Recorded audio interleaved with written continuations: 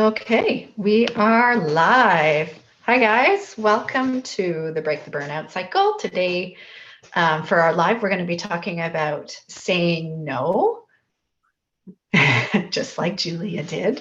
No! We will, on Thursday, we're going to post an embodiment practice about how to give a loving, kind no and to really feel what that feels like in the body. Today, we wanted to also invite you to think about what do you want to say yes to? What do you want to say no to? And think about how are you in the body? What do you need? What your intention is behind saying yes or no. And from the poll, we were interested in learning about what kinds of things are problematic or what do you have difficulty saying no to. So we saw in there projects, to ourselves, which is often when we have a lot of ideas and we're like, ooh, so many things, I want to do it all. And doing it all can be a challenge and lead to burnout. And also to food, which is awesome and not awesome, of course, because saying no to food has lots of connotations. But Julie is going to talk a lot because she's got a lot of experience in working with women and food. And so we thought we'd have a conversation around that in particular. I can definitely relate to having difficulty saying no to projects. And part of the reason is fear of missing out because it's fun to work with people and do all these things. And part of it is also my natural way of being sometimes is to please. So I want to make sure the other person is okay. So I want to say yes to them, which is often denial and saying no to what I truly need. And there's also part for me, I think, around I think there's this, so with the people pleasing is this need to be liked. And so part of that has been my own journey of discovering that saying no is kind and respectful and necessary for myself. And so I think that there can be a sense that other people get when you're saying yes and you don't really want to. It feels kind of icky. So part of my own journey is being like, really, this is truly what I need. And it's taken a lot of embodiment practices to stand in myself and be able to say in my own way that not right now, or that's not for me, or not today, but maybe, here's the other offer. And then the other part for me that's difficult to say no that relates to projects is also I love to collect certificates. So part of my work as a naturopath, I have, I like to go to conferences and do this webinar and this masterclass and learn more and more and more and more and more, which is part of the overachieving side, which can lead down the road to burnout. And so I have to catch myself in not needing to know everything, but being really specific and mindful about the things that I'm interested in that will bring me the most value and keep me healthy with my baseline of like sleep and quality time and play and pleasure and all of those things. And so it's been a journey. So I guess for those things with projects and with fear of missing out, part of my practice has been, and I think we've talked about it, or it's on our YouTube channel, is centering. So taking that breath, feeling my feet on the ground. And part of it has been something called stand pose, which if we haven't gone through it with you, we'll go through it another time, or I'll link to it on YouTube, is what do I really truly stand for and what's important to me and my values. And coming from that place, then that helps me determine which of the projects do I want and which of the projects can I let go of, at least for the time being. So that's been really helpful in managing my own state. So that's those two. And Julia, we had a massive conversation before starting this live around food. So I'm excited to hear your thoughts on food and saying yes or no to food. So hello to everyone who's watching us that I see Erica. Sorry, I have to go on to another screen to watch. That is weird. But anyways, so welcome Erica that is watching, and I can't see who is the other one, but welcome everyone that is watching. It's a pleasure being with you. And yes, I was thinking, I becoming in my life a very big expert on saying no. I think because I was used to work in male industry for so long, like food industry is also male industry, like very like young energy. So saying no has become like one of the way I had to survive into it. So it's interesting because for me saying no is not a problem. Sometimes I say too much no in order to protect myself from like people that are bothering me. So I had to work on the other way around, try to say no that is not aggressive, and also like don't say no as a default pattern. Like I say no before to say yes, because it's like, okay, before I say no, and then maybe I change my mind. So this is kind of how it works for me, but on food. So I came with this, it's interesting how we, as women, we always, there is a part of us that want to say no to food. But my question is, when I work with in one-to-one, I always ask, where did this come from? Why you want to say no? What's the reason why you don't want to have that cookie or whatever it is, whatever it is, like say cookies, but can be a piece of beautiful meat or whatever. Why? Like, and where does come from? Because sometimes, and this is something, it's come from some expectation from outside. I'm not supposed to have that. Well, are you on diet because you're never satisfied about your body shape or how you look like? And or it's just because maybe you are not hungry anymore and you eat to numb yourself. So there can be so many reasons about, but to me, it's very important pointing out where this longing to say no to food comes from, because sometimes it can be a control pattern. Some other time can be, I don't want to feel this, and as well as work with alcohol, food numb ourselves, because we were saying with cannabis, we are the same neurotransmitter, dopamine and serotonin that are involved in this. But so, because I think and I see that we are so influenced by an industry that is the industry about the Nagoski sister called then the bikini industry, that is about how us women show up in the world, and we are never enough. It's never enough how we show up, because we are too thin, we are too fat, we have like whatever it is, it's never enough. It's never good enough, and we always have to do something to change the way we are. And food has got a huge part into it. And so sometimes we neglect us from pleasure.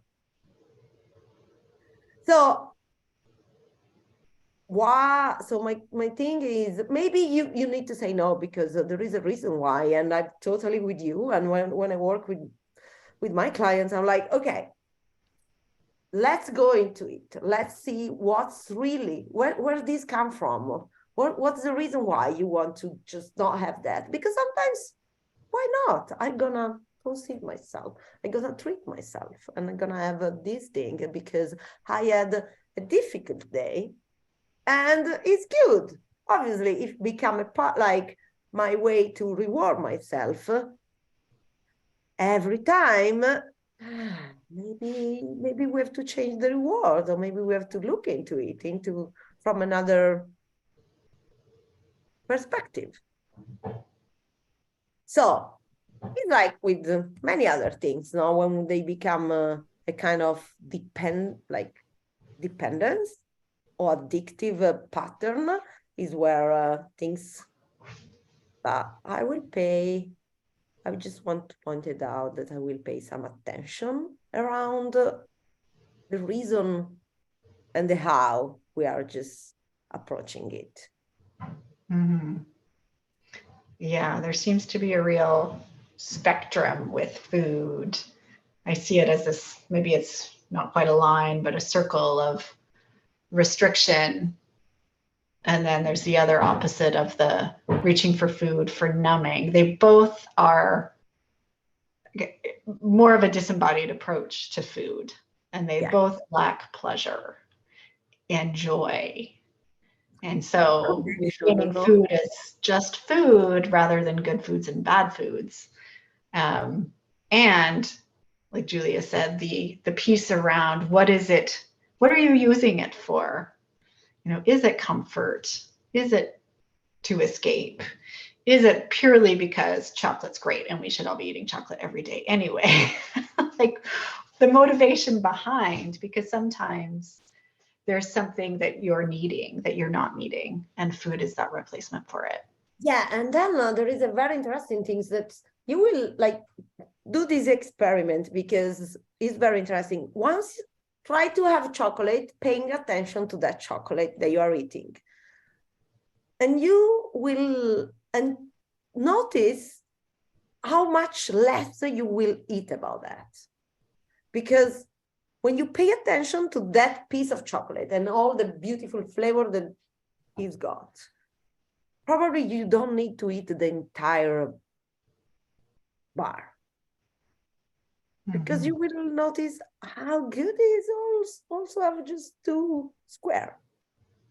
So there is some like awareness around what we eat and what we drink, make us also feel satisfied way faster than when we just don't, you know, when you say, oh, I neither know how much I eat about that.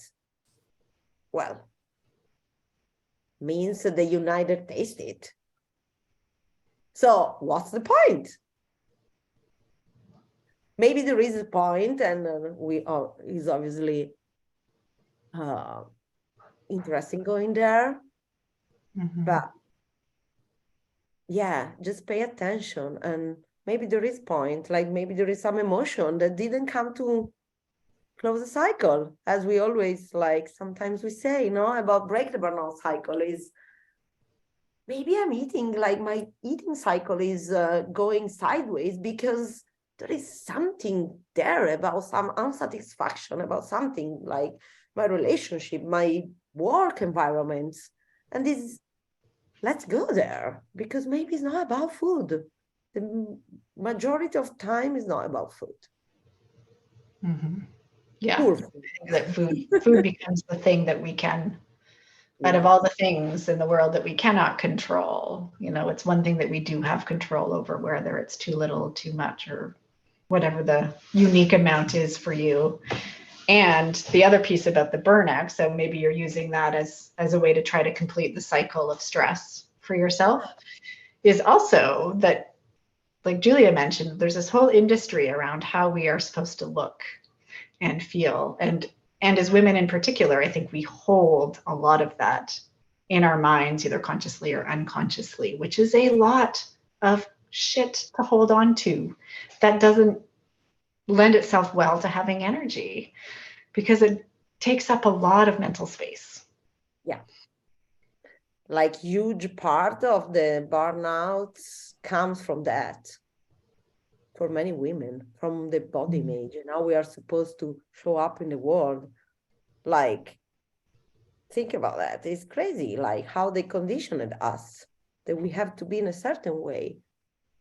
Like also men, but as women, like we are conditioned about our image way more. This is like, it's such a weight on our shoulder. Like, on top of all the other things that we have to just take care of, also like make up yourself, dress like nice, and take your hair off and do this and go to the whatever is the nail and I don't know, like do some coaching. I will help you. No, I'm just joking, but like, can you like really relate to that? Like the body image and how much we just invest into that. And I think about there's the concept of decision fatigue, and there's only so much real estate in our capacity for making decisions for ourselves. And when part of that capacity is taking up with, should I have this? Should I not have this? What about this thing? It's a lot of real estate that's taken up thought process wise that you maybe want to devote to things that matter to you in a different way, that are important. So at the end of the day, if a lot of that space has been devoted to thinking about my image and the food and the this and the that, then what's left in the tank? Yeah.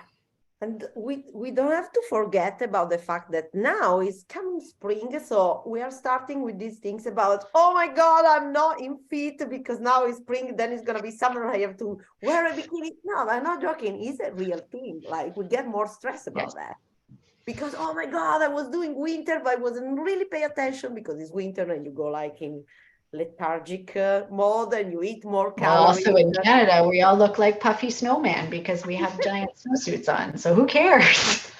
But then there is a time about like you started to take off some layers, Mm-hmm. and there is kind of this shame going on. Like I know for sure in Europe there this is way more hot, but there is this kind of shame going on about spring and be more naked, like, and then summer close by. So what do we want to say not to about Yeah. this kind of pattern? Yes. So I mean, I think in terms of what I would take away is thinking about like what are the things that are really important to you, what matters to like truly to your heart. Take a moment to really think about what you value as one thing. The other thing I would do as homework, if you so choose, would be to notice when these thoughts are coming up and just pay attention, like how much of this is part of my everyday habit of thinking. How much time is spent consumed on what am I going to eat? Is it good? Is it bad? How does this affect how I'm going to, get ready for my bikini season or whatever it is, or, show up in the world in the image that I am. And just pay attention. Notice how much of those thoughts creep in the day. It's part of that homework, and that pattern is really to like, the first step is noticing how much it's consuming for you. And then from the noticing, you've got the awareness now. Okay, cool. The next step would be then looking at how do I reframe and how do I settle myself in a new habit and a new pattern. And also like notice about saying no to project, how much like, because sometimes we say yes to so many things that then we need like projects like us in terms of to-do list and just get us to starvation instead to say, okay. Then we go into the cycle about eating to just being able to stay into that cycle. That I don't know if you resonate, but when you work a lot and you have a lot, like sometimes happen that you also eat in a way that is not what would you like to. So they are very intertwined, and it's interesting, like this saying no and calibrate the no and understanding like when you have to say no without entering into a kind of really control state. So it's like, oh, I'll say yes to everything, or then it's become like no to everything. So I'm on diet, don't talk to me. Like how we can actually, and I can be in harmony with yes and no. Like what is yes? And I really commit to it. And what is, this is gonna be another time. Maybe it's gonna be a yes in the future. But like, so that's really we can step fully into what we want or what is the right choice for us in this moment. Mm-hmm. And I would add in that saying yes or no, I give you full permission, not that you need my permission, to take the space you need to make the decision. So it is also valid to say, I don't know. I'm going to get back to you when I've thought about what I need Oh my God, yes. or what I want. And then I will say yes or no. But give yourself permission to take the space. We live in a fast-paced world, and often there's an expectation that we need to answer right away. But saying, give me 24 hours, I need to sleep on it. I need to chat with my family or my coworker. I would need more information. Give yourself the time and the space. Yeah, and I think that the I don't know is like really the answer sometimes. Like it's so valuable because sometimes you need also to talk with someone else, like the support. I need to talk with someone else to figure stuff out because by myself I can't. But yeah, I don't know is valuable. It's actually the third way. That's right. Yeah. Yes, no, the I don't know. Yeah. Yes. Yeah. Well, I know. And for myself and knowing myself and my personality, sometimes that space and the I don't know is a really important step for me to make a decision about what projects I want to take on and what I want to say yes to that's interesting to me and what I want to say no to. The way that I process information takes a little bit more time. I'm often not sort of quick to like know exactly right away. So it's been key for me in not saying yes to everything. And it's also, I think, the energy that the I don't know brings. Also in my embodiment, while I say it, is like, okay, now it's gonna be my moment. I need this time. This is for me. This is my rhythm. Like this is my pace, and I'm gonna stick to that. I'm sorry, like I have no answer right now. You can wait, and this is so powerful. So now that we enter into spring, I think that also take like understand what our rhythm is exactly in order to not just run too fast or just don't do what we is very important. Mm-hmm. It's really key. Yes. Yes. And on that note, unrelated but not entirely, I wanted to take a minute. Julie and I are running an in-person workshop at the end of April, April 29th in Ottawa, Ontario, Canada. If you are close by or you're not and you want to visit Canada, we will put the link to register and information in the chat after we are done the live. This workshop is going to be on burnout, obviously. We're going to be talking a lot about learning about your own body's rhythms. So the different cycles that we go through in a day, a week, a year, cycles that we have as women, sleep cycles, all the cycles. So you can start to see your own patterns for when am I more resourced and when am I not, and how do I want to plan my life accordingly, as well as working on boundaries and asking for support without guilt and shame. Anything else, Julia? There's things I'm forgetting. Oh yeah, the afternoon of the workshop is gonna be all about fun and pleasure, and we're gonna do like some beautiful activities because we're gonna be a group about how we can actually activate and access pleasure and fun in a simple and tasty way.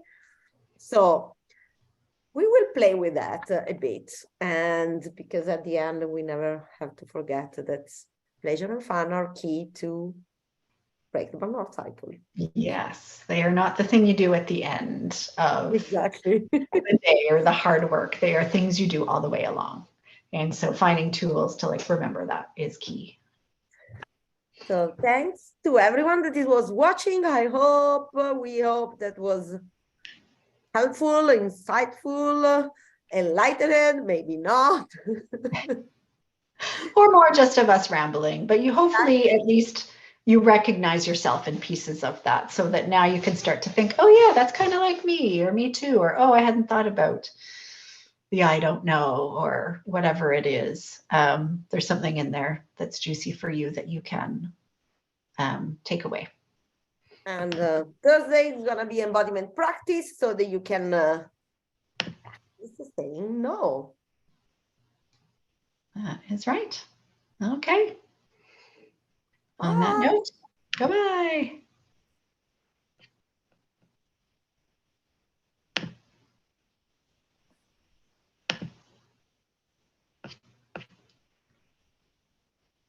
Oops. Okay, I think we are stopped. Let's check. Because of the only things that I don't like, we can never see the